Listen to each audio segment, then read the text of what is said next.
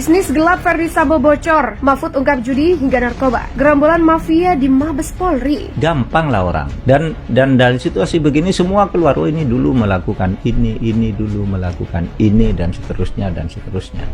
Sehingga misalnya track record Pak Sambo misalnya, yang dulu tidak pernah diperdulikan orang termasuk saya, itu masuk ke sini. Tahun sekian jadi ini, di ini melakukan ini, tahun sekian di ini melakukan ini. Dan yang lapor kepada saya itu adalah Kompolnas tahun 10 tahun lalu. FS dan 31 orang yang diperiksa ini adalah geng, ya. Satu geng mafia yang bekerja biasa melakukan tindakan yang melanggar menabrak ketentuan hukum dan kode etik mereka sendiri. Saya batasi Pak FS dan 31 orang. Iya, makanya itu oknum polisi itu, polisinya polisi, tapi kemudian kilap, kalap, kemudian melakukan pembunuhan berencana. Untuk menutupi itulah dia panggil semua anggotanya. Kok tadi ada sukarela apa enggak, itu hierarki di dalam suatu ABRI ataupun polisi itu kayak gitu, pimpinan nyuruh pasti dia harus patuh gitu loh. Meskipun itu pimpin perintah yang nggak benar, tapi dalam kondisi yang seperti itu, anggota yang ada terpaksa ikut, ada yang pura-pura mau ikut. Nah, yang pura-pura mau ikut itu yang membocorkan itu rahasia itu kepada kami. Jadi kita tahu kejadian sebelumnya. Publik tanah air digemparkan ulas seorang jenderal polisi di Mabes Polri. Irjen Ferdi Sambo, ex-Kadif Propam Polri itu melancarkan sandiwaranya usai menembak mati ajudannya Brigadir Nofriansyah Yosua Huta Barat. Sayangnya, skenario Jenderal Sambo terbongkar. Dia lalu mengaku sebagai aktor utama pembunuhan. Ternyata di balik itu tercium segudang bisnis gelap yang selama ini diduga dilakoni sejumlah gerombolan perwira di Mabes Polri. Hal itu diungkapkan Menko Polhukam Mahfud MD di acara podcast YouTube Deddy Corbuzier. Mahfud menyebut Irjen Ferdi Sambo sempat nangis-nangis bersandiwara setelah pembunuhan Brigadir Nofriansyah Yosua Huta Barat. Ada momen Irjen Ferdi Sambo nangis-nangis bersandiwara dilakukan sang jenderal di hadapan Kompolnas.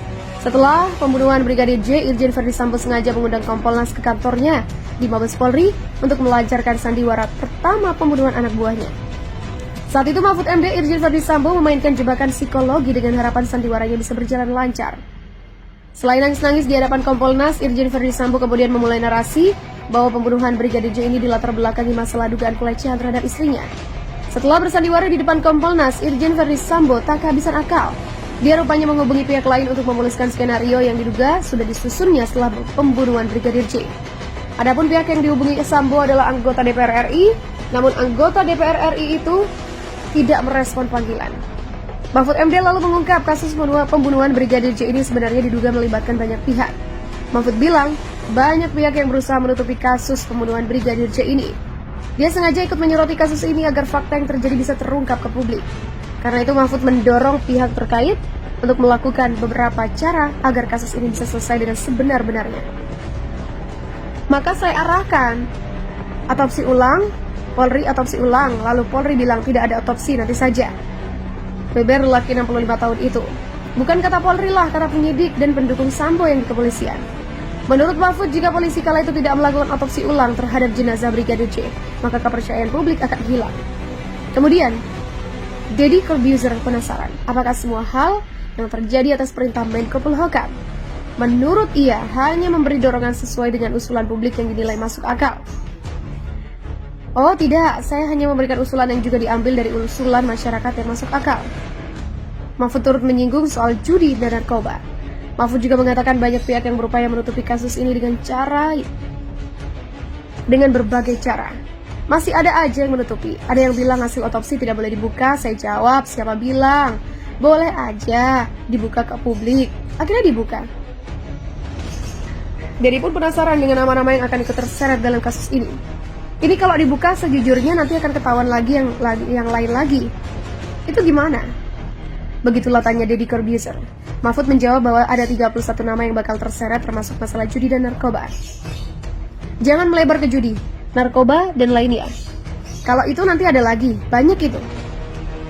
Begitulah kata Mahfud. Lebih lanjut dia menyebutkan jika laporan pelecehan seksual yang dialami Putri Chandrawati sudah bisa dicabut. Sebenarnya sudah cukup jelas, pelakunya bukan Baradae. Dia hanya diperintahkan oleh beberapa orang yang saat itu ada di situ. Kan berarti harusnya laporan pelecehan sudah tidak ada. Sementara itu, suara Ketua Harian Kompolnas Irjen Beni Mamoto bergetar kala diwawancarai jurnalis senior Rosiana Silalahi. Beni bahkan sempat menghentikan ucapannya selama beberapa detik saat dicecar pertanyaan soal kasus pembunuhan Brigadir J yang diprakarsai Ferdy Sambo. Terlebih saat disinggung soal alasan seolah membela Ferdy, Beni langsung kikuk. Sementara Beni Mamoto masih mencari jawaban yang tepat. Rosi lanjut mencecar sang Ketua Kompolnas. Rosi terlihat gusar dengan aksi Kompolnas yang sempat sesumbar menghakimi almarhum Brigadir J. Seperti diketahui, Kompolnas sempat menyebut kasus kematian Brigadir J tidak memiliki kejanggalan. Kala itu tim Beni Mamoto itu bahkan tak menyangkal cerita Ferdy Sambo soal almarhum Brigadir J diduga melakukan pelecehan terhadap Putri Chandrawati. Belakangan baru terungkap bahwa cerita Ferdy Sambo hanya bualan belaka. Apakah Pak Beni kemudian sadar Pak Beni itu menyebarluaskan kebohongan? Begitulah tanya Rosi. Saya jelaskan dulu permasalahannya. Kami dengan staf datang ke Polres Jakarta Selatan, kebetulan Kapolres selesai rilis. Kami pertanyakan ada jari yang dipotong, tidak ada. Olah TKP dijelaskan. Ketua Indonesia Police Watch Sugeng Teguh Santoso juga menyebut kasus Brigadir J merupakan special case. Dia pun mengingatkan kepada Kapolri Jenderal Listio Sigit Prabowo bahwa ada beberapa geng mafia di tubuh Polri. Mengutip berita jakarta.poskota.co.id, bukan sekedar bualan, Teguh Santoso pun membeberkan banyak perwira polisi yang terlibat kasus kematian Brigadir J. Dibuktikan dengan 31 orang yang sukarela masuk jurang. Tak sampai di situ, Teguh juga menyebut kasus kematian Brigadir J juga dilatar belakangi kasus perselingkuhan 4 pihak. Perselingkuhan empat siapa? Bu P, Brigadir J, Sambo, Rita. Dia pun menjelaskan memang sudah jadi hal yang biasa untuk mengorbankan anak buahnya. Penasehat dari staf ahli komunikasi Kapolri diduga ikut terlibat dalam membuat skenario bohong tembak-menembak Brigadir J dan Baradae. Meski sudah mengundurkan diri dari jabatannya usai terseret dalam pusaran kasus kematian Brigadir J, perbuatan Fahmi Alamsyah harus diusut. Fahmi dituding membantu Ferdy Sambo dalam rangkai skenario untuk menutupi fakta pembunuhan Brigadir J. Desakan itu datang dari mantan presenter Irma Huta Barat yang belakangan kerap muncul di media massa dan medsos mengomentari kematian Brigadir Joshua. Ini ada apa? Kerjaan siapa? Kalau ada orang membunuh, menghilangkan barang bukti, lalu mengajak seluruh korps yang dalam geng itu untuk berbohong kepada seluruh rakyat Indonesia, itu kan kelakuan mafia. Begitulah ujar Irma. Menurut Irma, kalau benar-benar polisi tidak melakukan skenario kebohongan seperti itu, harusnya ketika ada peristiwa, ada segitiga bukti, ada form A, kalau ada jenazah harus dilaporkan. Tapi ini kan tidak ada satupun yang dilakukan. Kalau orang sudah sekali berbohong, sangat sulit untuk mempercayainya.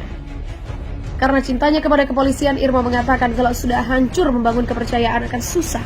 Tidak lagi bisa dengan kata-kata. Sampai berita ini diturunkan belum ada tanggapan dari Polri dan dari pihak Fahmi Alamsyah soal pernyataan Irma Huta Barat terhadap dirinya.